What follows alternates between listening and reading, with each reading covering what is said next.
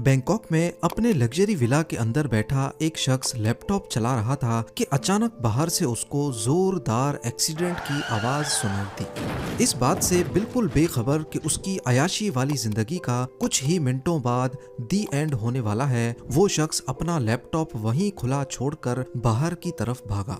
कहने को तो एक लड़की ने अपनी टोयोटा कैमरे उसके विला के गेट से जा टकराई थी, पर असल में एक नहीं, दो नहीं, बल्कि 7 मुल्कों की पुलिस इस दिन का पिछले कई सालों से इंतजार कर रही थी। ये बैंकॉक में 5 जुलाई 2017 की सुबह थी और जिस शख्स की हम बात कर रहे हैं ये कोई मामूली इंसान नहीं है। ये मल्टी मिलियनेयर बादशाहों वाली जिंदगी गुजारता था। दिन को पोर्शा, शाम को BMW और रात को लैम्बोर्गिनी चलाता था। दुनिया की नज़र में सॉफ्टवेयर डेवलपर, जबकि असल में ये किंग ऑफ डार्क वेब के नाम से पहचाना जाता था। वो शख्स जिसने सालों से अपनी आइडेंटिटी को छुपाए रखा, एक छोटी सी गलती उसका सब कुछ बहा गई। प्रॉपर्टीज, पैसा, दौलत, गाड़ियां और उसकी जान भी। पर आखिर वो छोटी सी गलती क्या थी और कैसे 7 मुल्कों की पुलिस ने कोलैबोरेशन के साथ दुनिया के सबसे वांटेड डार्क वेब किंग को ढूंढ निकाला।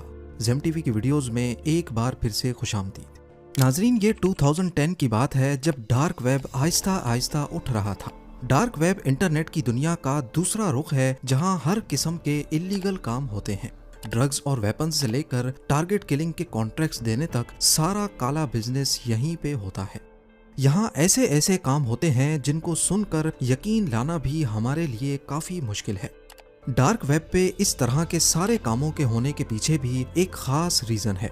दुनिया भर में इलीगल काम करने वाले अपनी आइडेंटिटी छुपाना चाहते हैं ताकि पुलिस और लॉ इन्फोर्समेंट एजेंसीज की पकड़ में ना आ सकें। और डार्क वेब पे इनका ये मसला हमेशा हमेशा के लिए हल होता नजर आ रहा था। जिस तरह नॉर्मल इंटरनेट पर ब्राउजिंग के लिए हम गूगल क्रोम जैसे ब्राउजर्स का इस्तेमाल करते हैं, इसी तरह डार्क वेब की वेबसाइट्स को ब्राउज करने के जरिए प्रोटेक्शन देते हैं। इनमें से एक का नाम टॉर ब्राउजर है। 2010 से पहले डार्क वेब का इतना रुझान नहीं था, लेकिन इसके बाद क्रिप्टो करेंसीज के आते ही इलीगल ट्रेड्स की पेमेंट ट्रांसफर करने का मसला भी हल हो गया, क्योंकि क्रिप्टो करेंसी को ट्रैक करना अथॉरिटीज के लिए नामुमकिन है। डार्क वेब में इलीगल ट्रेड्स के सारे मसले हल हो चुके थे। कॉन्ट्रैक्टर्स की आइडेंटिटी भी सेफ थी और पेमेंट ट्रांसफर करना भी काफी सेफ हो चुका था। अब सिर्फ एक चीज की जरूरत थी और वो था कोई अच्छा और रेप्यूटेबल प्लेटफॉर्म या फिर डार्क वेबसाइट। सबसे पहले सिल्क रोड नाम की डार्क वेबसाइट बनी, जिसको इंटरनेट की इस अंधेरी दुनिया में काफी कामयाबी मिली। इसकी शुरुआत फरवरी 2011 में हुई और उठते साथ ही इसको 1 लाख से ज्यादा कस्टमर्स ने इस्तेमाल करना शुरू कर दिया। लेकिन 2.5 सालों के बाद सिल्क रोड का मालिक पकड़ा गया और ये वेबसाइट बंद कर दी गई। पर क्योंकि इस बिजनेस की काफी डिमांड थी तो कुछ ही दिनों में बहुत सारी नई डार्क वेबसाइट्स लॉन्च कर दी गई, जिसमें सिल्क रोड 2.0 और एवोल्यूशन नाम की वेबसाइट्स भी शामिल थी। इन वेबसाइट्स पे सेल परचेज के लिए कस्टमर्स अपने बिटकॉइंस प्लेटफॉर्म को देते और परचेजिंग के बाद ये बिटकॉइंस प्लेटफॉर्म का कमीशन काट कर सेलर को मिल जाते थे। अब क्योंकि यहाँ होता ही सारा ब्लैक बिजनेस है तो अक्सर वेबसाइट ऑपरेटर्स कस्टमर्स के सारे पैसे लेकर वेबसाइट बंद करके भाग जाते थे, जिसको एग्जिट स्कैम्स भी कहते हैं। वैसे ही ना उनको कोई जानता था और फिर डार्क वेब की वजह से उनको ट्रेस करना भी एक नामुमकिन काम था। लिहाजा एग्जिट स्कैम्स की सूरत में ड्रग डीलर्स सिंपली दूसरे प्लेटफॉर्म्स पे शिफ्ट हो जाते थे। डार्क वेब के शुरुआती सालों में यहाँ बहुत घपले होते रहे।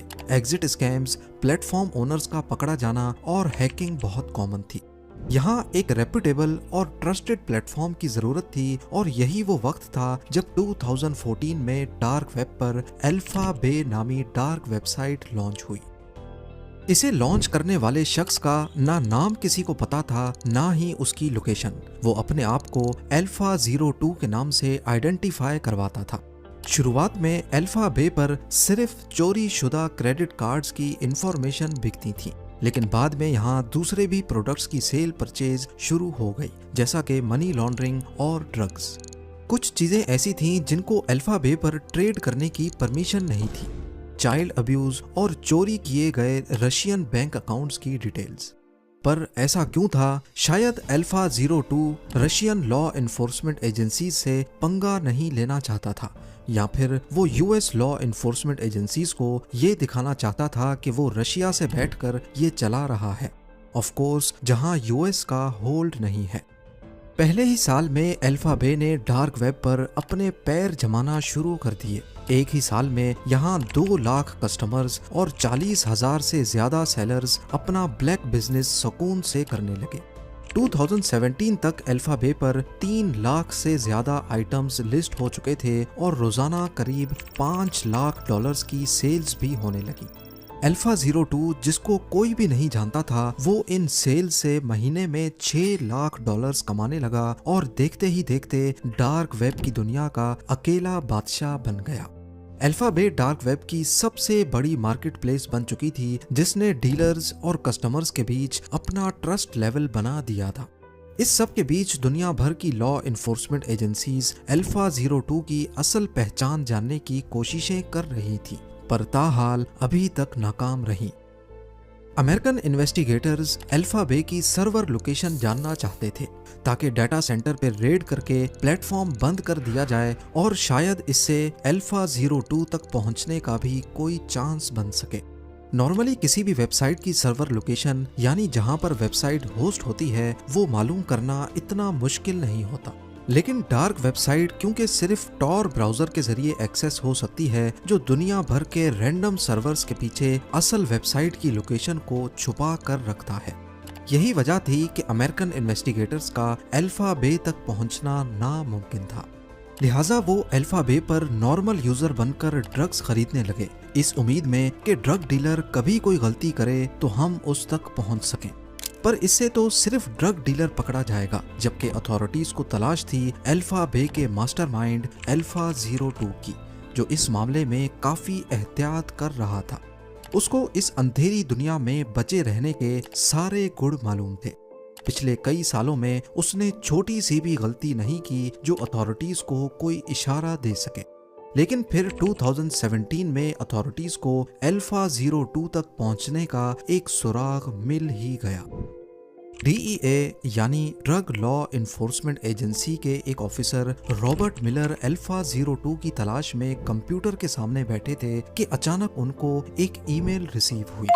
इस ईमेल में अल्फा 02 के बारे में कुछ लिखा था और ईमेल भेजने वाला कोई नामालूम शख्स था। अब ये तो आप सबको पता होगा कि नॉर्मली जब भी किसी वेबसाइट पर रजिस्टर किया जाए तो एक वेलकम ईमेल आती है। ऐसी ही एक वेलकम ईमेल अल्फाबे की तरफ से इस शख्स को भी आई थी जब ये प्लेटफॉर्म 2014 में नया लॉन्च हुआ था। और ये वेलकम ईमेल जिस ईमेल एड्रेस से आई थी वो ये एड्रेस था। हालांकि बाद में ये गलती फिक्स कर दी गई, लेकिन टिप देने वाले ने ये रियल ईमेल एड्रेस सेव करके रखा था जो उसने डीईए के ऑफिसर रॉबर्ट मिलर के साथ ईमेल पे शेयर किया। ईमेल करने वाला शख्स कौन था? आया वो अल्फाबे का कोई कॉम्पिटिटर था, कोई कस्टमर या फिर कोई ड्रग डीलर? इससे कोई फर्क नहीं पड़ता, क्योंकि अब डीईए को अल्फा 02 की सबसे पहली और सबसे इम्पोर्टेंट इंफॉर्मेशन मिल चुकी थी, जो उनके लिए एक बहुत बड़ी कामयाबी थी। इस ईमेल एड्रेस को इस्तेमाल करके बहुत से सोशल मीडिया प्लेटफॉर्म्स पर साइन अप किया गया था। Skyrock.com एक फ्रेंच सोशल मीडिया प्लेटफॉर्म था जिस पर इसी ईमेल एड्रेस के जरिए एलेक्स नाम से साइन अप किया गया था, और इन्वेस्टिगेशन टीम को इसमें एलेक्स की 2008 और 2009 की फोटोज भी मिल गई, जो कि शायद अल्फा 02 की ही थी।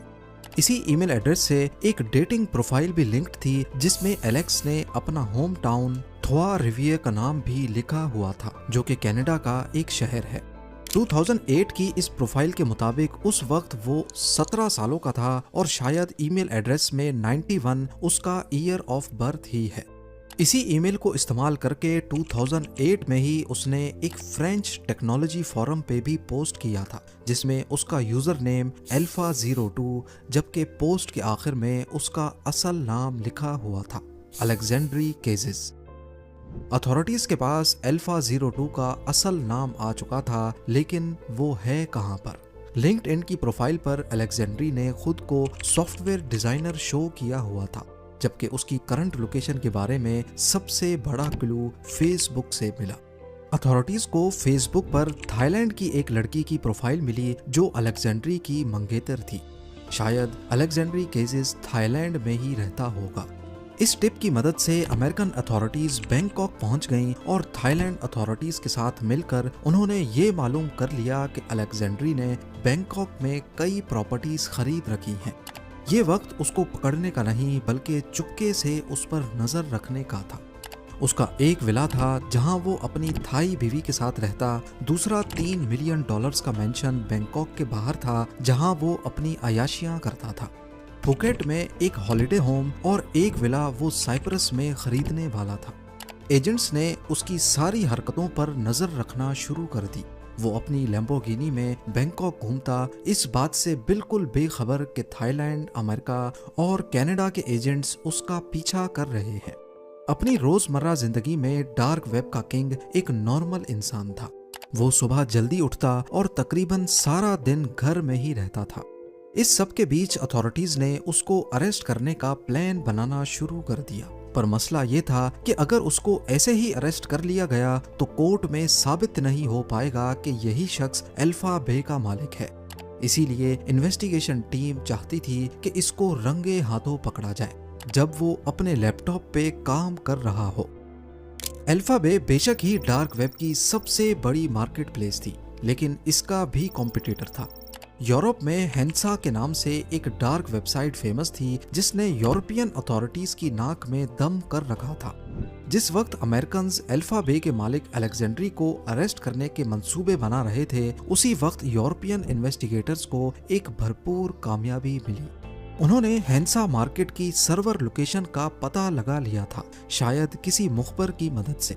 वो हेंसा मार्केट के सर्वर बंद नहीं करना चाहते थे क्योंकि इससे कोई फायदा नहीं होगा, बल्कि हेंसा मार्केट नए सर्वर्स पर दोबारा चला दी जाएगी। उन्होंने चुपके से उसके सर्वर्स का डेटा कॉपी किया और एडमिन की चैट पढ़ने के बाद वो ये पता लगाने में कामयाब हो गए कि हेंसा मार्केट का मालिक जर्मनी में रहता है।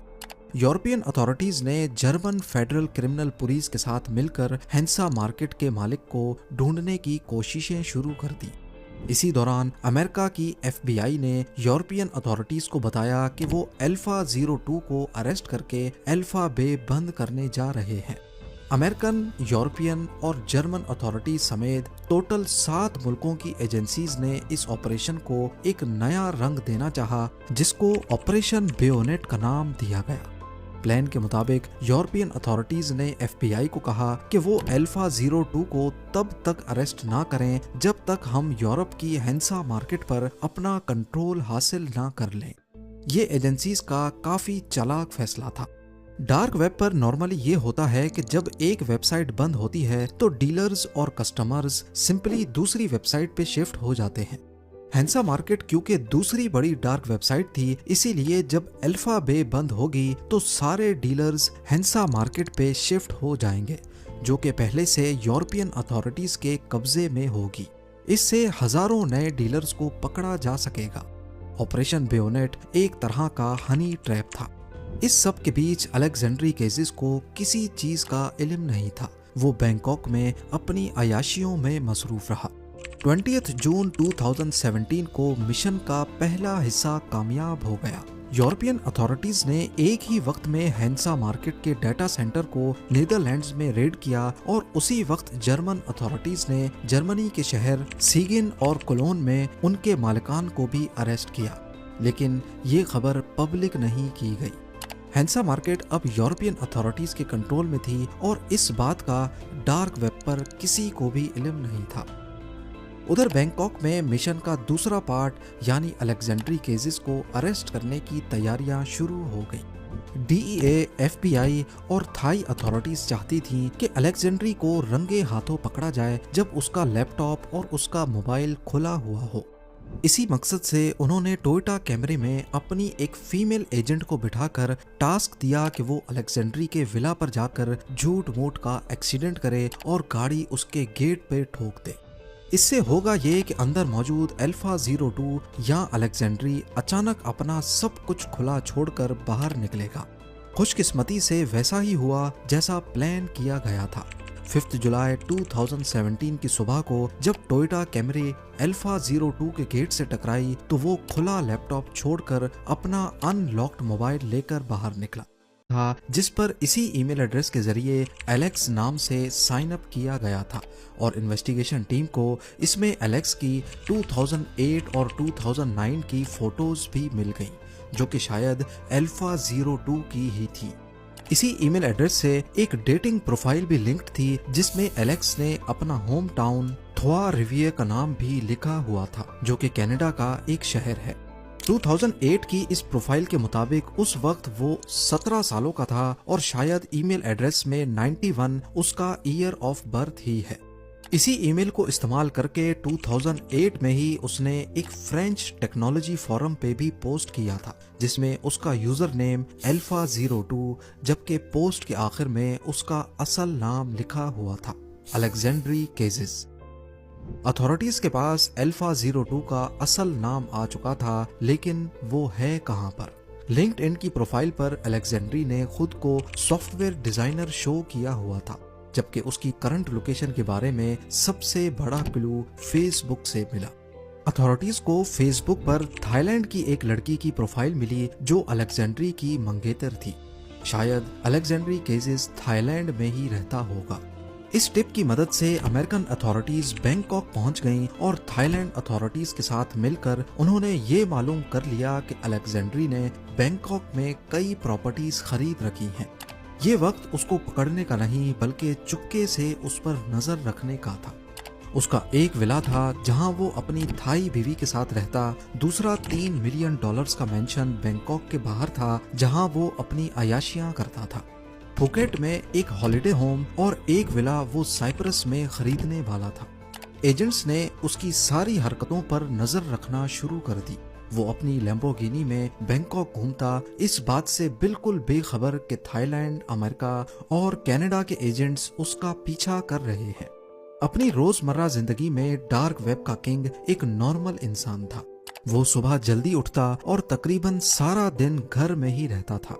इस सब के बीच अथॉरिटीज ने उसको अरेस्ट करने का प्लान बनाना शुरू कर दिया, पर मसला ये था कि अगर उसको ऐसे ही अरेस्ट कर लिया गया तो कोर्ट में साबित नहीं हो पाएगा कि यही शख्स अल्फा बे का मालिक है। इसीलिए इन्वेस्टिगेशन टीम चाहती थी कि इसको रंगे हाथों पकड़ा जाए जब वो अपने लैपटॉप पे काम कर रहा हो। अल्फा बे बेशक ही डार्क वेब की सबसे बड़ी मार्केट प्लेस थी, लेकिन इसका भी कॉम्पिटिटर था। यूरोप में हेंसा के नाम से एक डार्क वेबसाइट फेमस थी जिसने यूरोपियन अथॉरिटीज की नाक में दम कर रखा था। जिस वक्त अमेरिकन अल्फा बे के मालिक अलेक्जेंड्री को अरेस्ट करने के मंसूबे बना रहे थे, उसी वक्त यूरोपियन इन्वेस्टिगेटर्स को एक भरपूर कामयाबी मिली। उन्होंने हेंसा मार्केट की सर्वर लोकेशन का पता लगा लिया था, शायद किसी मुखबर की मदद से। वो हेंसा मार्केट के सर्वर बंद नहीं करना चाहते थे क्योंकि इससे कोई फायदा नहीं होगा, बल्कि हेंसा मार्केट नए सर्वर्स पर दोबारा चला दी जाएगी।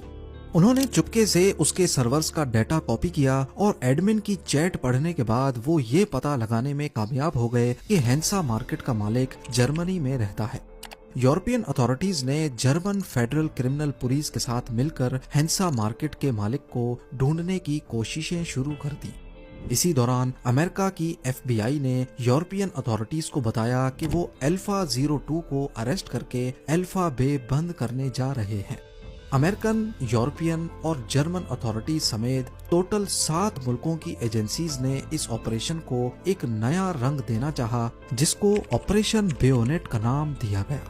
प्लान के मुताबिक यूरोपियन अथॉरिटीज ने FBI को कहा कि वो अल्फा 02 को तब तक अरेस्ट ना करें जब तक हम यूरोप की हेंसा मार्केट पर अपना कंट्रोल हासिल ना कर लें। ये एजेंसीज का काफी चालाक फैसला था। डार्क वेब पर नॉर्मली ये होता है कि जब एक वेबसाइट बंद होती है तो डीलर्स और कस्टमर्स सिंपली दूसरी वेबसाइट पे शिफ्ट हो जाते हैं। हेंसा मार्केट क्योंकि दूसरी बड़ी डार्क वेबसाइट थी, इसीलिए जब अल्फा बे बंद होगी तो सारे डीलर्स हेंसा मार्केट पे शिफ्ट हो जाएंगे, जो कि पहले से यूरोपियन अथॉरिटीज के कब्जे में होगी।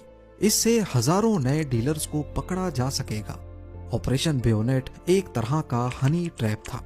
इस सब के बीच अलेक्जेंड्री केजिस को किसी चीज का इल्म नहीं था। वो बैंकॉक में अपनी अयाशियों में मसरूफ रहा। 20 जून 2017 को मिशन का पहला हिस्सा कामयाब हो गया।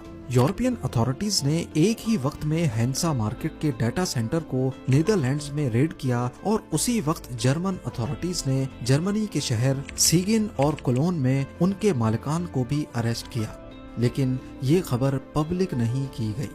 हैंसा मार्केट अब यूरोपियन अथॉरिटीज के कंट्रोल में थी और इस बात का डार्क वेब पर किसी को भी इल्म नहीं था।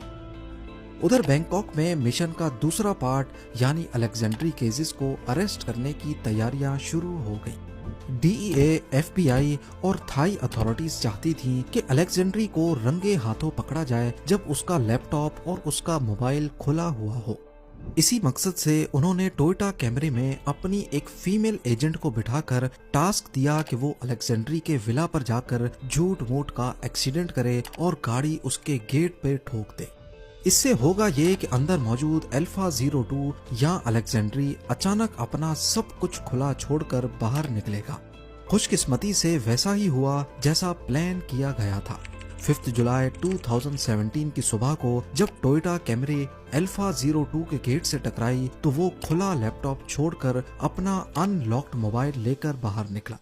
उसी वक्त कई ऑफिसर्स ने उसको पकड़ लिया और अंदर जाकर उसके लैपटॉप का कंट्रोल संभाल लिया, जिसमें अल्फा बे का कंट्रोल पैनल खुला हुआ था। अलेक्जेंड्री केजेस रंगे हाथों पकड़ा जा चुका था। अथॉरिटीज ने लैपटॉप की छानबीन के बाद उसके सारे पासवर्ड्स कॉपी कर लिए। उसकी गाड़ियां, प्रॉपर्टीज और $1 मिलियन की क्रिप्टो करेंसीज जब्त कर ली गई। पर यही अलेक्जेंड्री कोर्ट में पेश होने से पहले ही मरने वाला था। अलेक्जेंड्री को अरेस्ट हुए अभी एक हफ्ता ही गुजरा था कि उसने कस्टडी में ही खुद को पंखे से लटकाकर अपनी जान ले ली। सिर्फ एक छोटी सी गलती डार्क वेब के किंग का सब कुछ बल्कि उसकी जान भी ले गई।